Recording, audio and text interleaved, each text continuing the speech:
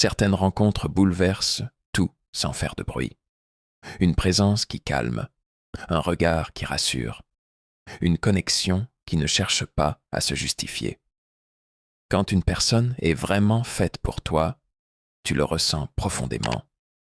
Pas dans les mots, mais dans l'évidence tranquille de chaque instant.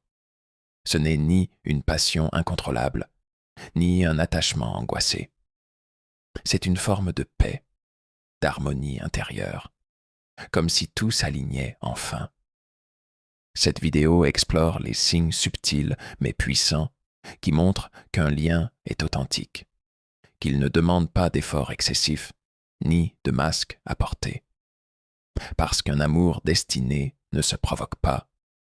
Il se reconnaît, naturellement, quand le moment est venu. L'amour qui ne demande pas la lutte, les signes du naturel. Quand c'est la bonne personne, tout devient plus fluide. Il existe des relations où chaque moment ressemble à une négociation, chaque parole à un test et chaque silence à une guerre froide. Tu avances sur des œufs, tu doutes de toi, tu calcules ce que tu peux dire, ce que tu dois taire, de peur de perdre l'autre ou de déclencher un conflit. Tu fais des efforts démesurés, tu t'épuises à vouloir plaire, à vouloir faire tenir quelque chose qui, au fond, résiste à exister. Ce type de relation, même si elle peut être passionnée ou intense, demande une énergie constante pour simplement rester debout. Et souvent, c'est justement ce qu'on confond avec l'amour, l'intensité émotionnelle. On croit que c'est profond parce que ça fait mal. On pense que si ça nous fait trembler, c'est que ça doit être vrai. Mais quand tu rencontres la bonne personne, celle qui est réellement faite pour toi, tout est radicalement différent. Il n'y a plus de lutte pour exister, plus de jeux mentaux, plus de calculs émotionnels. Les choses s'installent doucement, comme si elles avaient toujours été là. Tu ne ressens pas le besoin de prouver ta valeur en permanence. Tu ne cherches pas à forcer un sentiment, ni à réparer ce qui ne fonctionne pas. Tu es juste bien. Une fluidité s'installe, discrète mais puissante. Une harmonie que tu ne peux pas vraiment expliquer mais que tu ressens profondément. Être avec la bonne personne, ce n'est pas vivre dans un conte de fées. C'est vivre dans une paix intérieure qui te surprend. Tu respires mieux. Tu dors mieux. Tu n'as pas peur du lendemain, ni de ce que l'autre pense quand tu es vulnérable. Tu te sens vu, entendu, compris, même quand tu n'es pas à ton meilleur. Et surtout, tu sens que tu n'as rien à défendre. Rien à justifier. Tu peux baisser ta garde. C'est rare et c'est précieux. Ce qui différencie un amour destiné d'un amour par défaut, ce n'est pas le drame ni la tension, c'est l'évidence tranquille. Un amour fait pour toi n'essaie pas de te convaincre par des grands discours ou des démonstrations spectaculaires. Il s'impose doucement, par la cohérence des actes, la simplicité des moments partagés, la constance dans les gestes. Tu ne ressens pas ce besoin d'aller chercher des preuves d'amour. Tu n'as pas peur d'être remplacé, tu sais, sans cri, sans chaos, sans souffrance. Tu sais, et c'est peut-être ça, le signe le plus puissant d'un amour destiné, le silence intérieur qu'il génère. Pas le vide, pas l'ennui, mais ce calme profond, cette absence de peur, ce sentiment d'avoir enfin trouvé un lieu où ton âme peut se reposer. Les choses coulent, les mots viennent sans crainte, les regards parlent sans stress. Tu n'es plus en train de construire une relation avec tes mains crispées. Tu la vis, tu la reçois. Elle est là, tout simplement. La synchronicité, quand la vie vous pousse l'un vers l'autre. Les âmes destinées se retrouvent toujours, même après un détour. Il y a des rencontres qui ne devraient pas arriver, et qui arrivent quand même. Des coïncidences trop parfaites pour être le fruit du hasard. Un regard croisé dans un lieu que vous n'avez visité qu'une seule fois. Un message envoyé par erreur à la bonne personne. une discussion anodine qui finit par changer toute une vie. C'est ça, la synchronicité. Cette manière mystérieuse qu'a la vie d'aligner les événements pour que deux âmes se trouvent, même après s'être longtemps cherchées dans le silence. Contrairement à ce que l'on pense, toutes les grandes histoires ne commencent pas par une volonté.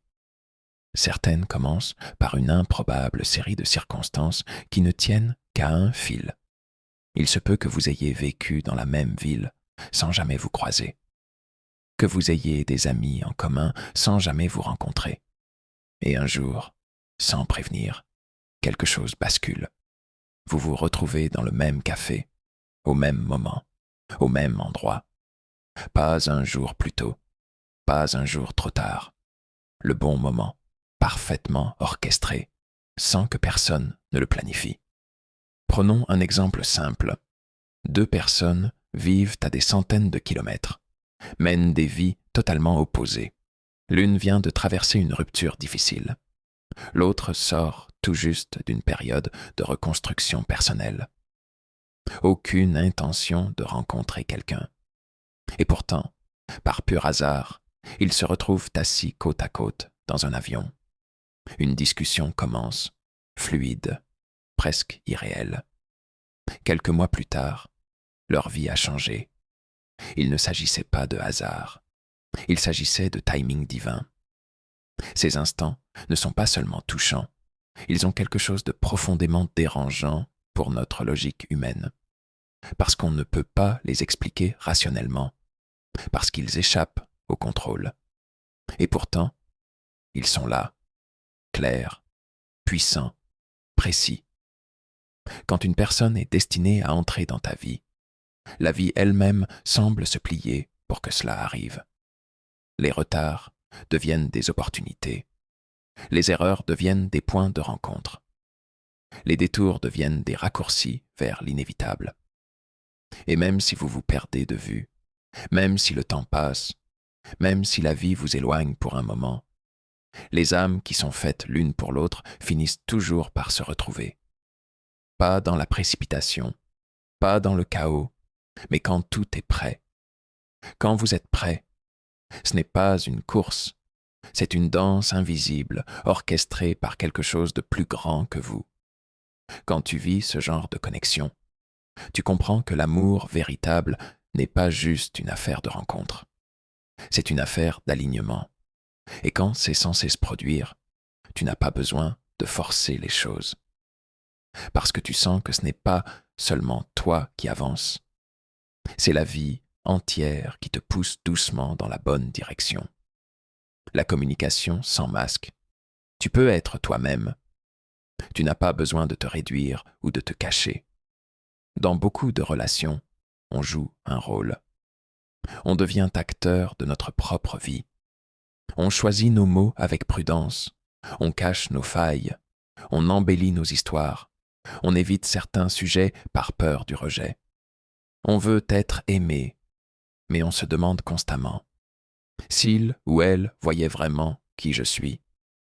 Est-ce qu'il resterait? Alors on filtre, on dose, on se censure. On devient un reflet de ce que l'autre attend, pas une version fidèle de ce que l'on est. Et c'est épuisant, parce qu'à force de porter un masque, on finit par s'éloigner de soi-même. On devient un personnage dans une pièce de théâtre romantique. Mais l'amour véritable ne se joue pas sur scène. Il se vit en coulisses, là où les imperfections se montrent sans phare. Avec la bonne personne, ce jeu s'arrête. Tu n'as plus besoin de prétendre être plus fort que tu ne l'es. Tu n'as plus besoin de cacher tes cicatrices émotionnelles, ni de redouter tes silences. Tu parles sans stratégie. Tu ris sans te demander si tu es trop. Tu pleures sans honte. Et surtout, tu es écouté. Pas seulement entendu, mais réellement compris. L'authenticité, c'est quand tu n'as pas à ajuster ta lumière pour ne pas éblouir, ni à l'éteindre pour ne pas déranger. Tu n'as pas peur de dire ce que tu penses, même si c'est imparfait. Tu n'as pas à calculer chaque message ou à relire 10 fois ton texto avant de l'envoyer. Tu vis dans la liberté de l'honnêteté, et ça n'a pas de prix. Avec la bonne personne, la vulnérabilité devient une force, pas une faiblesse. Tu peux dire « je ne vais pas bien aujourd'hui » sans craindre d'être vu comme fragile. Tu peux exprimer tes peurs, tes rêves, tes doutes, sans que cela ne devienne une arme contre toi. Il n'y a pas de menace à être vrai. Il n'y a que du respect, et ça change tout.